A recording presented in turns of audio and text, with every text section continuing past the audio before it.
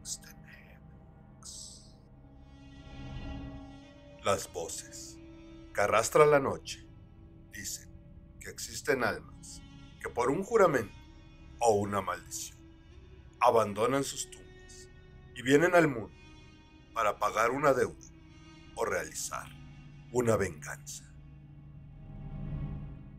Allá, por el siglo XVIII, en lo que ahora forma la esquina de las calles de Santa María y Pedro Moreno, estaba ubicada la taberna El Ciervo de Oro, famosa por ser lugar de reunión de ladrones y truhanes.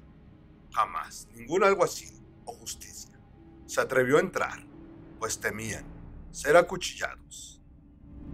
Entre todos estos pillos destacaba un tal Pedro Santibáñez, de quien nadie conocía su procedencia, pero se sabía que siempre llevaba la cartera llena de oro. Este hombre era déspota y agresivo, y muy a menudo, con tal de hacer alarde de su oro, pagaba las cuentas del vino de todos los pillos que consumían en ese lugar. Los hombres bebían remojándose el gaznate a costa de aquel tipo. Una noche, mientras Pedro Santibáñez estaba en la taberna, completamente ebrio, invitó a 5 pillos para que fueran a su casa a seguir bebiendo. Aquellos ebrios y audaces sujetos atravesaron el cementerio, que se localizaba en lo que hoy se conoce como el Panteón de San Fernando. Estos tipos iban caminando y tropezándose entre las tumbas, no mostrando ningún respeto, hasta llegar a la casa de aquel Pedro Santibáñez, quien sacó naipes y trató de que sus amigos ocasionales pasaran una alegre velada. No bien había pasado un rato, cuando se escucharon algunos ruidos extraños que se colaron por la ventana que miraba al cementerio.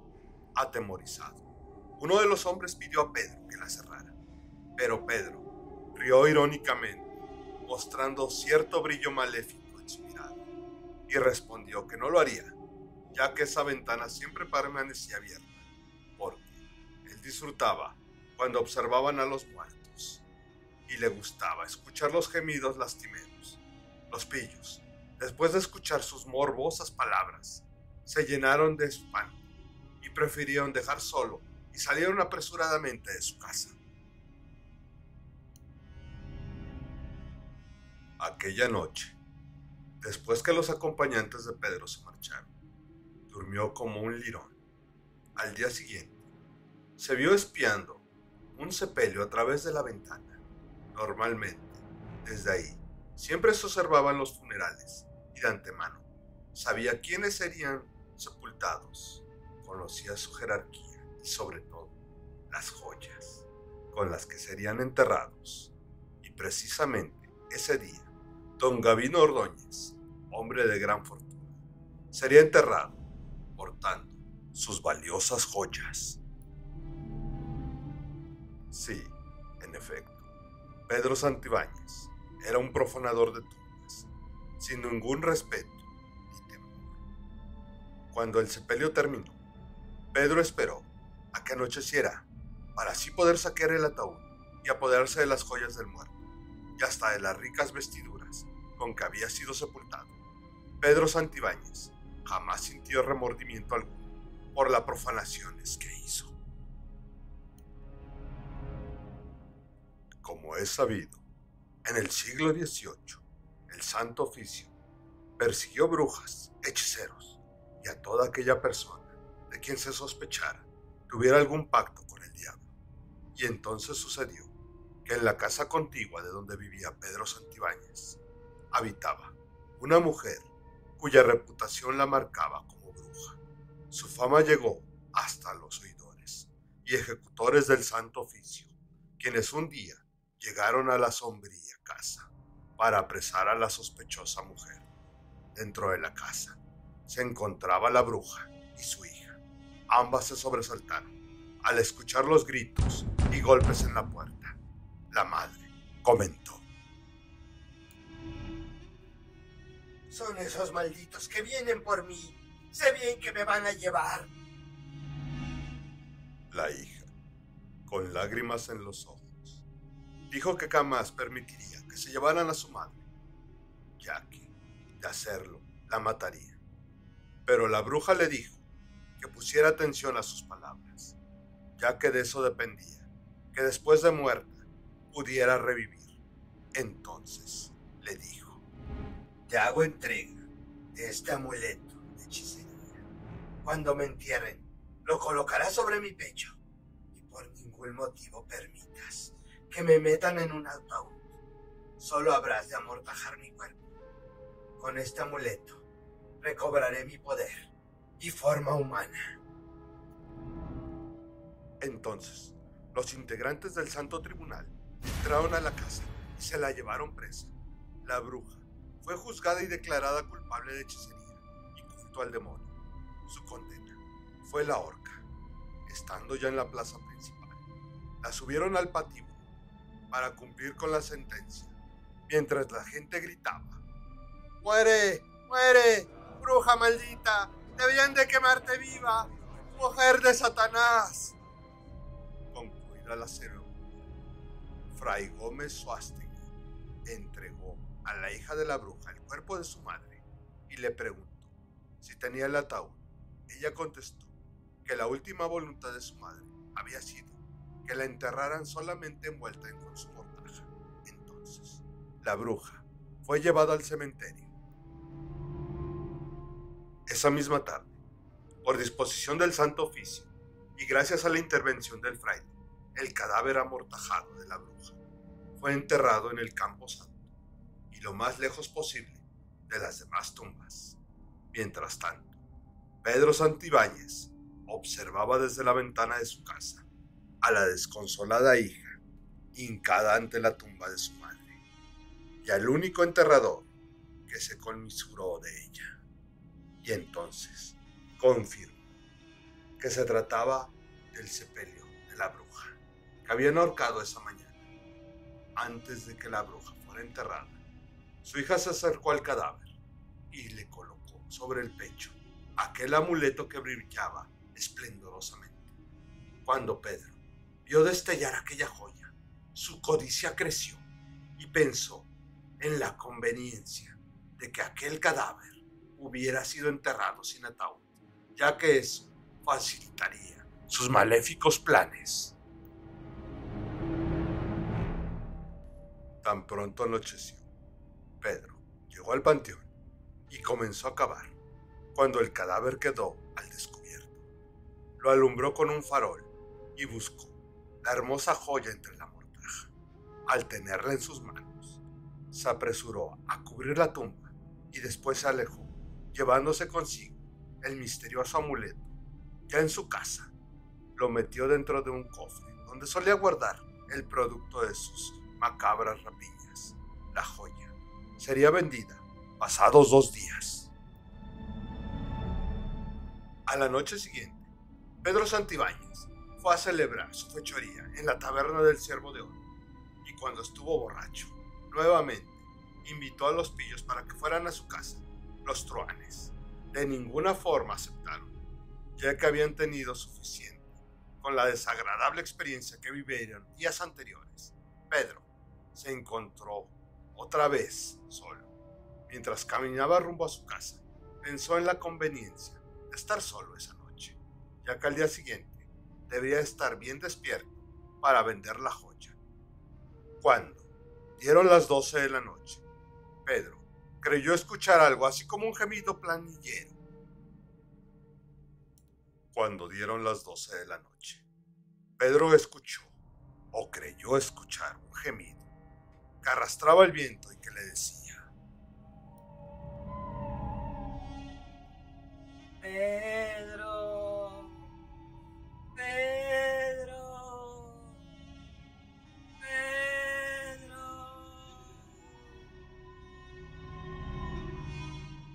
El aterrador lamento venía directamente del panteón. Palideció y su corazón latió más fuerte.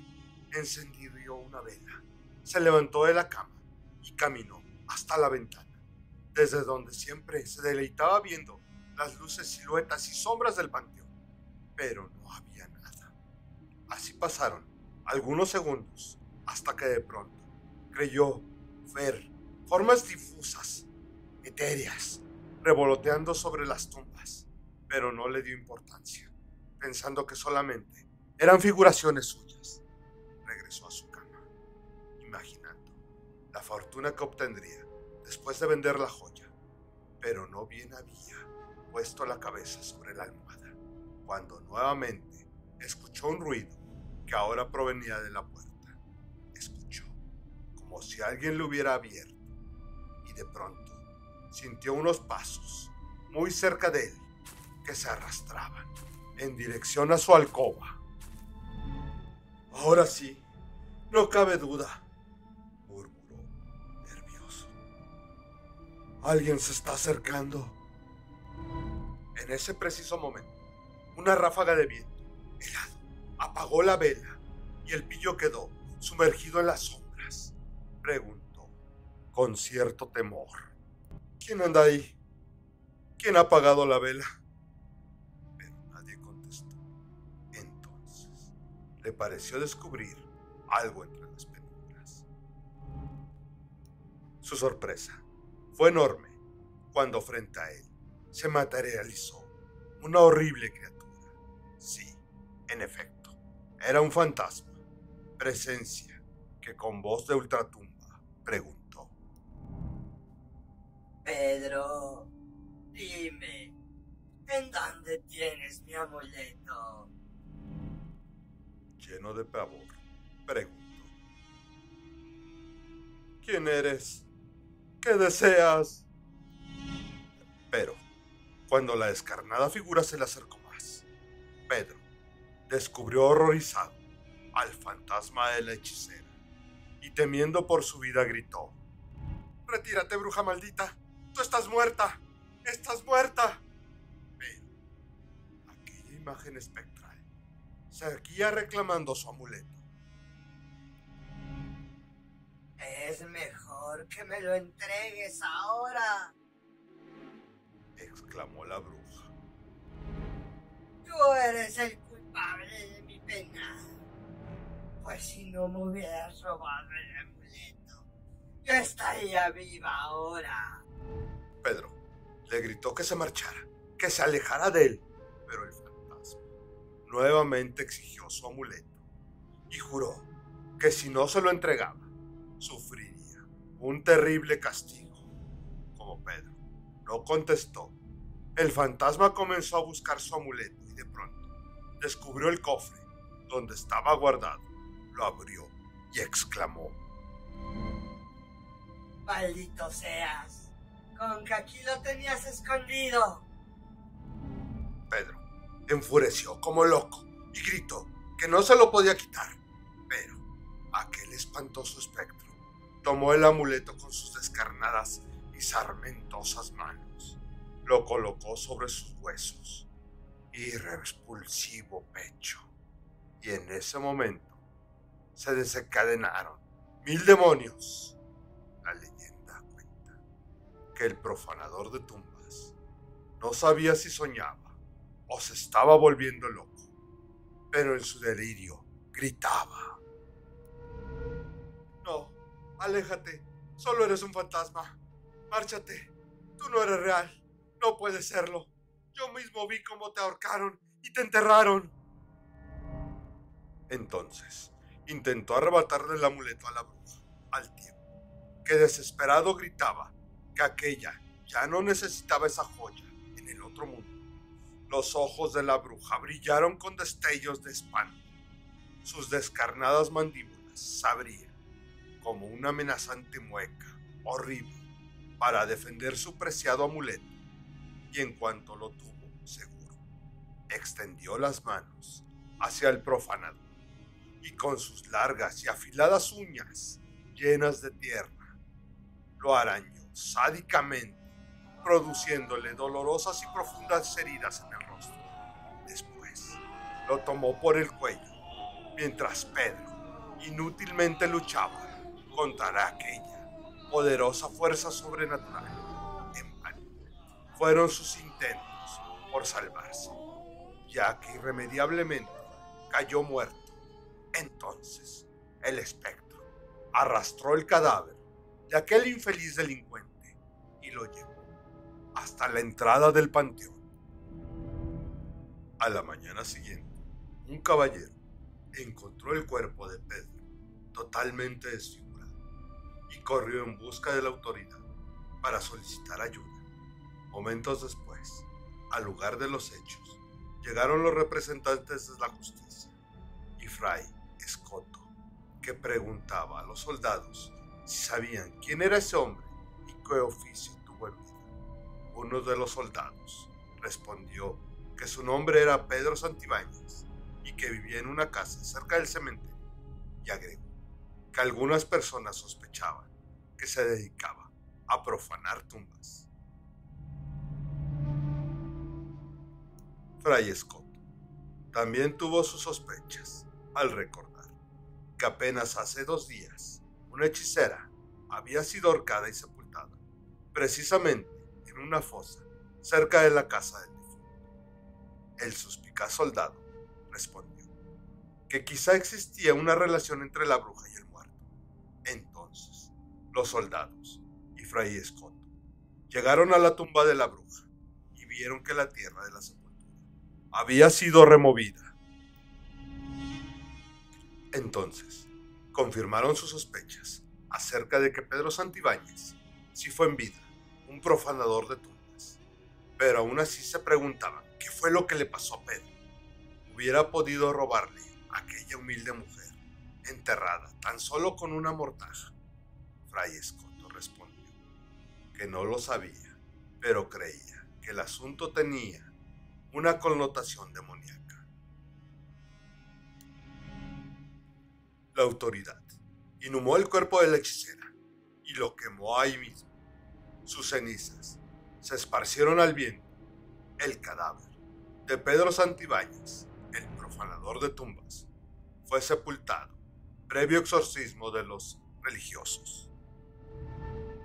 Pero en las versiones escritas de esta leyenda se asiente que durante muchos años, y pese a la intervención de la iglesia, desde aquella noche, vagaron 2 seres por demás pavorosos que iban y venían de la casa del profanador de tumbas al panteón, sembrando terror entre la gente, que mencionó que aquellos espectros eran el de la hechicera y el de un hombre, que quienes tuvieron la desgracia de ver, comentaron de su parecido con aquel Pedro Santibáñez que siempre acudía a la taberna del Ciervo de Oro.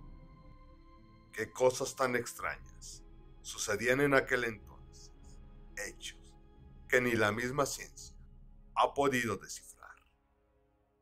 Solamente en aquel entonces,